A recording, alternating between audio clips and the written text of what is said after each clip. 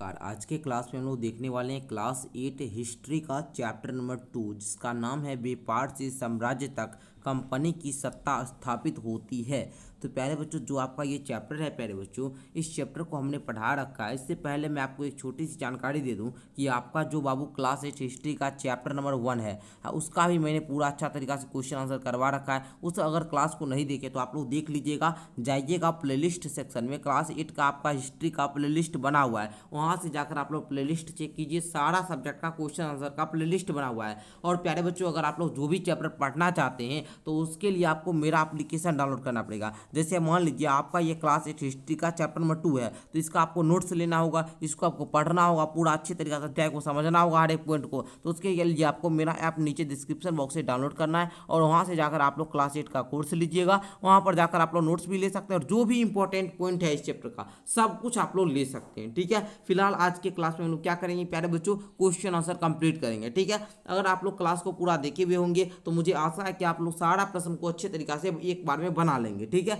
चलिए देखिए, पहले कहता है आप लोग को फिर से याद करें, आपको फिर से याद करना है, निम्नलिखित के जोड़े बनाए, आपको मिलान करना है ना। कहता है निम्नलिखित के जोड़े बनाए, बताइए दीवानी, आपको क्या करना है, मिलान करना है। बताइए दीवानी किसमें मिलेगा, तो आप बताइएगा कि सर जो दीवानी जो होता है बाबू, वो होता है भूमि राजस्व एकत्र करने का अधिकार। दीवानी में क्या होता है, तो आप बोलेंगे सर भू राजस्व वसूल करने का अधिकार को हम लोग दीवानी बोलते हैं। तो इस प्रकार आप लोग मिलान कर लेंगे, क्या कोई दिक्कत नहीं ना। आगे देखिए, शेर ए मैसूर के नाम से टीपू सुल्तान को जानते थे। आपको पता होगा टीपू सुल्तान कहाँ के रहने वाले थे, मैसूर के रहने वाले थे। ठीक है, हैदर अली भी कहाँ के रहने वाले थे, मैसूर के। याद रखिएगा, सारा कुछ हम आपसे पूछते रहते हैं। ठीक है, और देखिए फौजीदारी अदालत जो होता है बाबू, ठीक है ना, यहाँ पर जो आपका दिया गया है, ठीक है ना, यहाँ पर आपका जो प्यारे बच्चों दिया गया है क्या, फौजीदारी अदालत बोलिए या फिर आप लोग यहाँ पर, चलिए वो तो नहीं दिया गया। देखिए यहाँ पर सिपाही जो दिया गया है प्यारे बच्चों, इसको आप लोग मिलाइएगा सिपोही में। ठीक है, इस प्रकार मिलान करना है।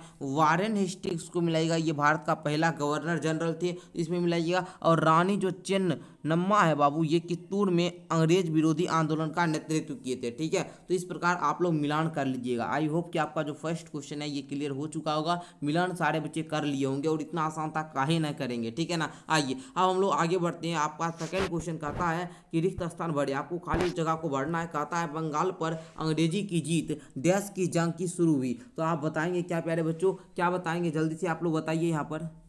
तो बच्चों चलिए यहाँ पर लिखना शुरू कीजिए। बंगाल पर अंग्रेजों की जो जीत हुई थी वो पलासी है ना बाबू, पलासी की जंग से शुरू हुई थी। ठीक है, पलासी की जंग से शुरू हुई थी, तो पलासी यहाँ पर लिख लीजिएगा। ठीक है, जिन बच्चों को नहीं लिखने आता एक बार लिख लीजिए इस प्रकार से, पलासी यहाँ पर भी हम दे दिए पलासी। ठीक है, तो चलिए आप लोग एक बार लिख लीजिएगा यहाँ पर इस प्रकार से। ओके, चलिए लिख लेंगे ना सारे बच्चे। चलिए यहाँ पर हम दे भी देते हैं प्यारे बच्चों, ताकि हर एक बच्चे लिख पाए बढ़िया तरीका से। चलिए इस प्रकार आप लोग लिख लीजिए। आगे है हैदर अली और टीपू सुल्तान डैश के शासक थे। तो हैदर अली और टीपू सुल्तान जो थे वो कहाँ के शासक थे, तो सारे बच्चे जानते हैं कि ये मैसूर के शासक थे। अभी हम तुरंत आपको बताए भी है कि ये मैसूर के शासक थे। तो यहाँ पर कौन कौन ऐसे बच्चे हैं जो लिख लिए हैं मैसूर, जल्दी से बताइए, मैसूर के शासक थे। ओके, आगे है डलहौजी ने डैश का सिद्धांत लागू किया। तो आप बताइएगा बाबू कि ये जो थे वो व्यपगत का सिद्धांत लागू किए थे। किसका, व्यपगत, व्यपगत का सिद्धांत लागू किए थे। ओके,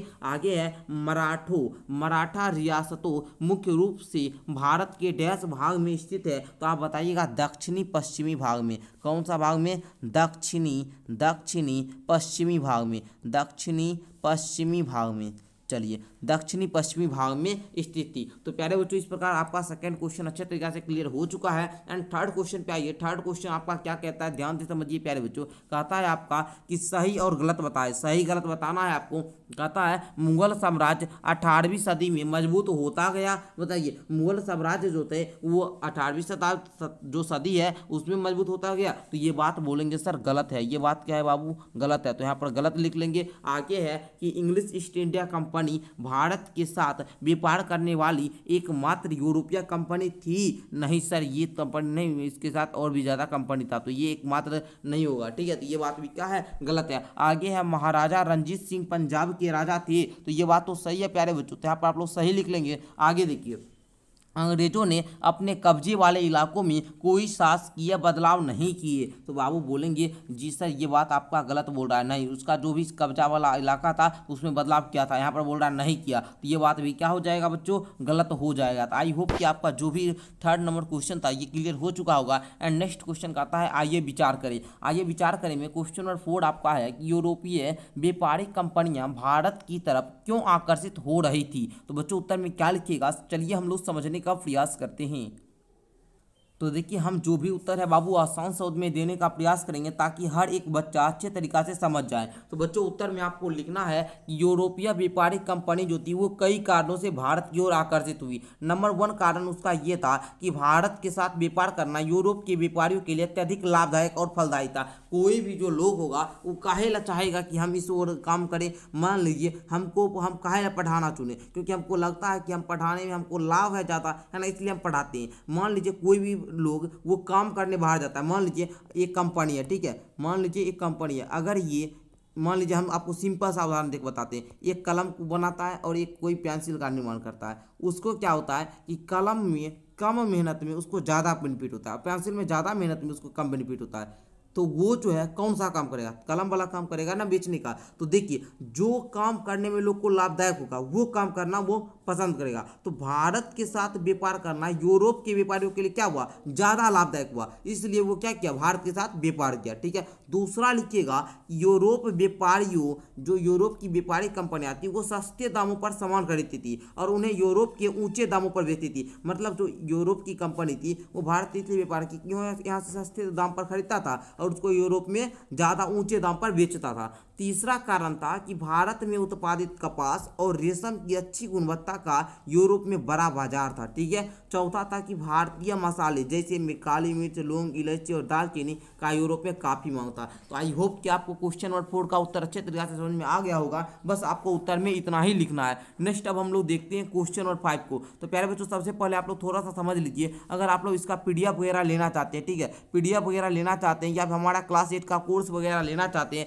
अगर आप लोग 499 रुपया लीजिएगा तो उसमें सारा चैप्टर पढ़ाया भी जाता है। तो आप लोग 499 वाला ले सकते हैं, 1 साल के लिए इसकी वैलिडिटी होती है, ऑल सब्जेक्ट आपको इसमें PDF भी मिल जाता है। ठीक है, तो आप लोग लेने के लिए क्या कीजिए, डिस्क्रिप्शन बॉक्स से मेरा एप्लीकेशन आप लोग डाउनलोड कीजिए, एप्लीकेशन डाउनलोड कीजिए, वहाँ से जाकर आप लोग कोर्स वगैरह ले सकते हैं मात्र 499 में 1 साल के लिए। आगे बढ़िए क्वेश्चन नंबर 5 को हम लोग देखते हैं। आइए बच्चे क्वेश्चन नंबर 5 को हम लोग देखते हैं। क्वेश्चन नंबर 5 कहता है कि बंगाल के नवाब और ईस्ट इंडिया कंपनी के बीच किन बातों पर विवाद थे, बताइए आप लोग। तो देखिए इसका उत्तर हम आपको पॉइंट वाइज समझाएंगे, लेकिन आप लोग लिखिएगा कि बंगाल के नवाबों और ईस्ट इंडिया कंपनी के बीच संघर्ष या विवादों के कई कारण थे। ठीक है, संघर्ष बोलिए या फिर इसकी जगह विवाद है तो बाबू आप लोग विवाद बोल दीजिए, कहीं कोई दिक्कत है या नहीं। विवाद के कई कारण थे जिसमें व्यापारिक रियायतें, राजनीतिक अधिकार और सैन्य टकराव शामिल थे। नवाबों ने कंपनी को व्यापारिक रियासतें देने से मना कर दिया और अपनी सत्ता को कमजोर करने से इनकार कर दिया। तो बंगाल के जो नवाब थे ईस्ट इंडिया कंपनी के बीच जो विवाद के मुख्य क्षेत्र थे, ठीक है ना, पहला था व्यापारिक रियासतें। ठीक है, नवाब ने कंपनी को व्यापारिक रियासतों देने से इनकार कर दिया और करों को भुगतान करने की मांग की, इसलिए हुआ इसमें विवाद। दूसरा राजनीतिक अधिकार की बात करें तो कंपनी ने नवाबों के राजनीतिक अधिकार को कमजोर करने की कोशिश की, जैसे कि सिक्का ढालने और किलेबंदी करने की अधिकार को छीना। ठीक है ना, तो ये भी बाबू इससे क्या हुआ, विवाद छिड़का, इससे भी क्या हुआ, विवाद हुआ। आगे देखिए तीसरा सैन्य टकराव, तो कंपनी ने नवाबों के खिलाफ सैन्य अभियान चलाए जो अंततः प्लासी और बक्सर की लड़ाई में बदल गया। पता हो आपको प्लासी की जंग के बाद इसका शुरुआत था ना जी, तो वही बात है यहाँ पर। ठीक है ना, यहाँ पर देखिए आप लोग भरने वाला हम भरे थे कि बक्सर पर ब्रिटिश विजय की डैश की लड़ाई, तो यहाँ पर आप लोग भरे थे प्लासी, तो वही बात है यहाँ पर। ठीक है ना, तो प्लासी और बक्सर की लड़ाई में बदल गए। ठीक है, आगे देखिएगा राजस्व संग्रह, इसमें पॉइंट देकर लिख दीजिएगा। उसके बाद यहाँ पर अंतिम में आप लोग कंपनी का व्यवहार देकर लिखिएगा कि इस संघर्ष ने नवाबों की शक्ति और स्वायत्तता को धीरे धीरे कम कर दिया और अंततः ब्रिटिश ईस्ट इंडिया कंपनी ने बंगाल पर नियंत्रण स्थापित कर दिया। तो आई होप कि आपको क्वेश्चन नंबर 5 का भी उत्तर अच्छे तरीका से समझ में आ चुका होगा।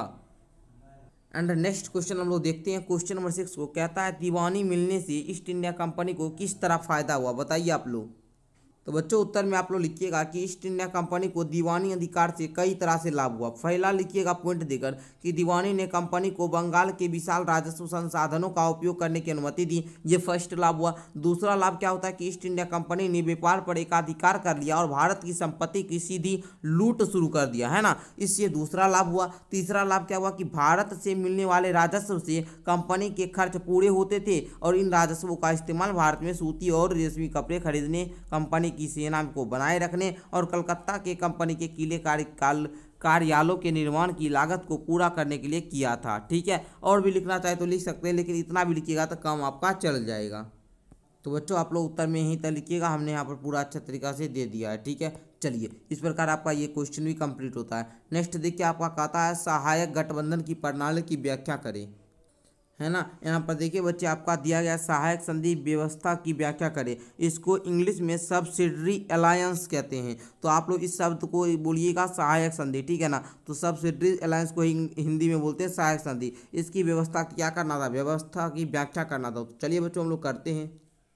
आइए उत्तर में आपको क्या लिखना है मैं आपको समझाता हूँ। लिखिएगा कि सहायक गठबंधन एक ऐसी प्रणाली थी जो ब्रिटिश ईस्ट इंडिया कंपनी द्वारा भारतीय रियासतों पर नियंत्रण स्थापित करने के लिए इस्तेमाल की गई थी। पहले ये लिखिएगा। उसके बाद यह लॉर्ड वेलेस्ली द्वारा 1798 में शुरू की गई एक कूटनीतिक रणनीति थी, है ना। जो ये शुरू की गई थी ये क्या थी बाबू, एक कूटनीतिक रणनीति थी। इस प्रणाली के तहत भारतीय शासकों को अपनी स्वतंत्र सेना रखने से मना किया गया था और उन्हें ब्रिटिश सेना को अपने क्षेत्र में बनाए रखना था, जिसके रखरखाव का खर्च भी उन्हें ही वहन करना पड़ता था। तो बच्चों आई होप कि आपको इसका उत्तर काफ़ी ज़्यादा मज़ा आया होगा और ये क्वेश्चन भी आपका VVI और मैंने जवाब इतना आसान तरीका से दिया कि आपको बच्चे पढ़कर मज़ा आ जाएगा। कौन कौन बच्चे ऐसे जो इसका जवाब पढ़कर मज़ा आ गया, एक बार बताएंगे यस सर हमको तो मज़ा आया। ज़रूर मज़ा आया होगा, हमको पता है आपको SST से डर लगता है और इतना आसान जब उत्तर मिल जाता है ना तो आप लोग बहुत खुश होते हैं।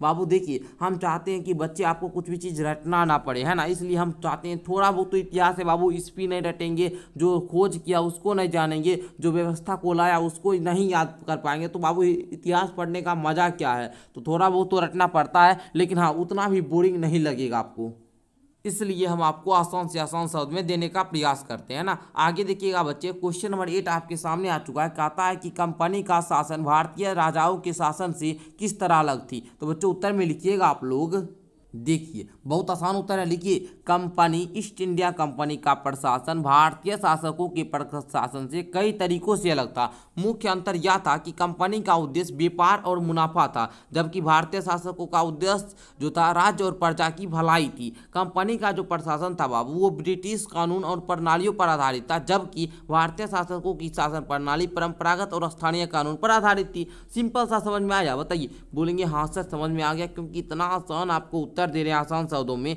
ताकि हर एक बच्चे को समझ में आ जाएगा। ठीक है, तो आई होप कि आपको क्वेश्चन नंबर 8 जो है बाबू ये भी अच्छे तरीके से क्लियर समझ में आ चुका होगा। एंड 9 नंबर क्वेश्चन की ओर हम लोग बढ़ते हैं। क्वेश्चन नंबर 9 को सारे बच्चे ध्यान से समझेंगे। कहता है कंपनी की सेना की संरचना में आए बदलावों का वर्णन करें। तो चलिए बच्चों उत्तर में क्या लिखिएगा हम लोग जानते हैं। तो देखिए इसका उत्तर आपको समझना पड़ेगा। लिखिएगा कि कंपनी की सेना की संरचना में कई परिवर्तन आए, जिसमें से प्रमुख थे पेशेवर सैनिक की भर्ती, है ना, यूरोपीय शैली का प्रशिक्षण, आधुनिक हथियारों का उपयोग और सेना में जाति समुदाय की भावनाओं को कम करना। अब जो प्यारे बच्चों हम आपको जिनमें से प्रमुख वाला एक एक पॉइंट लिखा है कोमा करके, अब इस पॉइंट पर हम थोड़ा सा लिखेंगे क्योंकि यहाँ पर वर्णन करने के लिए बोल रहा था। तो वर्णन करना मतलब कुछ तो लिखना पड़ेगा ना विस्तार से, तो हम थोड़ा सा इस पर लिख दिए बाबू। जैसे पेशेवर सैनिकों की भर्ती पर लिखे कि कंपनी ने पहले घुड़सवार और पैदल सैनिकों की भर्ती की जगह पेशेवर सैनिकों की भर्ती शुरू कर दी। इन सैनिकों को बेहतर प्रशिक्षण दिया गया और उन्हें आधुनिक हथियार दिए गए। सेकंड पॉइंट देकर हमने लिखा प्यारे बच्चों क्या, यहाँ पर देखिए यूरोपीय शैली का प्रशिक्षण। कंपनी ने अपने सैनिकों का यूरोपीय शैली में प्रशिक्षित करना शुरू कर दिया, जिसमें नई जो युद्ध हुआ तकनीक, अभ्यास, अनुशासन शामिल थे। इनमें सैनिकों का जीवन पहले से अधिक अनुशासित हो गया। तो प्यारे बच्चों आगे तीसरा देखिएगा, आधुनिक हथियारों का उपयोग। कंपनी ने अपने सैनिकों को आधुनिक हथियारों जैसे मस्केट जो तोड़ेदार बंदूक होता है और मैच लॉक से लैस करना शुरू कर दिया। ओके, आगे बाबू एक और पॉइंट पर हम लिखे हैं, ऐसे लिखिएगा तो अच्छी बात है, थोड़ा बहुत इसमें भी लिख लीजिएगा। उसके बाद दीजिएगा इन परिवर्तनों से कंपनी की सेना अधिक संगठित कुशल और क्या हो गई, प्रभावी हो गई। तो आई होप कि आपको अच्छे तरीका से समझ में आ चुका होगा, क्वेश्चन नंबर 9 तक अच्छे तरीके से क्लियर हो चुका होगा सारे बच्चे को। एंड क्वेश्चन नंबर 10 की ओर हम लोग बढ़ते हैं प्यारे बच्चों। क्वेश्चन नंबर 10 आप लोग देखिएगा, कहता है आपका कि बंगाल में अंग्रेजों की जीत के बाद कलकत्ता एक छोटे से गांव से बड़े शहर में तब्दील हो गया। औपनिवेशिक काल के दौरान शहर के यूरोपीय या भारतीय निवासियों की संस्कृति, शिल्प और जीवन के बारे में आपको पता लगाना। तो बच्चों आपको उत्तर में क्या लिखना है, चलिए अब हम लोग समझते हैं। तो उत्तर में लिखिएगा बच्चे कि स्कूल की लाइब्रेरी में जाना, आपको इंटरनेट से इसको जाना, फिर भी लिखेंगे भारतीय ब्रिटिश संस्कृति, वास्तुकला और जीवन शैली से प्रभावित थे। पहला, संस्कृति ब्रिटिश प्रभाव शुरू हुआ, वास्तुकला पे इतना दे दीजिएगा, और जीवन पे अंग्रेजी शिक्षा, अंग्रेजी कपड़े लोकप्रिय हो गए। ठीक है, अब देखिए 11 नंबर क्वेश्चन, ये आपको क्या करना था, निम्नलिखित में किसी के बारे में चित्र, कहानी और कविताएं आपको क्या करना था बाबू, और जानकारी एकत्र करना था। जैसे मैं झांसी की रानी के बारे में, महाजी सिंधिया के बारे में, हैदर अली के बारे में, रंजीत सिंह के बारे में, लॉर्ड डलहौजी के बारे में, तो हम झांसी की रानी की जानकारी और तस्वीर को क्या करेंगे, एकत्र कर लेंगे। ठीक है, संदेश अगर ये आपको स्विंग करना है, ये बोलता है बच्चे को स्विंग करने के लिए, फिर भी हम थोड़ा सा हिंट के लिए आपको दे रहे हैं कि आपको पहले झांसी की रानी, जैसे मान लीजिए अगर हम ले रहे हैं झांसी की रानी के बारे में अगर ले रहे हैं, तो पहले हम लिखेंगे उनका प्रारंभिक बचपन कैसा था, उसके बाद उनकी जल्दी शादी कैसे हुई, उसके बाद उनके पति की मृत्यु कैसे हो जाती है, उसका दत्तक पुत्र कौन सा था, है ना, फिर अंग्रेजों से उनकी लड़ाई कैसे होती है, फिर अंग्रेजों से लड़ते हुए वे शहीद कैसे हो गई, फिर इतिहास उसे सदैव कैसे याद रखेगा, इसके बारे में। तो ये 7 पॉइंट पर आपको जानकारी दे देना है। ओके, तो चलिए बच्चों, हम आप लोग के लिए झांसी की रानी लक्ष्मीबाई का बोल रहा था फोटो दिखाने के लिए, तो हम यहाँ पर आपको फोटो लेकिन दिखा देते हैं। ठीक है, तो आई होप कि आपको ये क्लास बहुत अच्छा लगा होगा, है ना।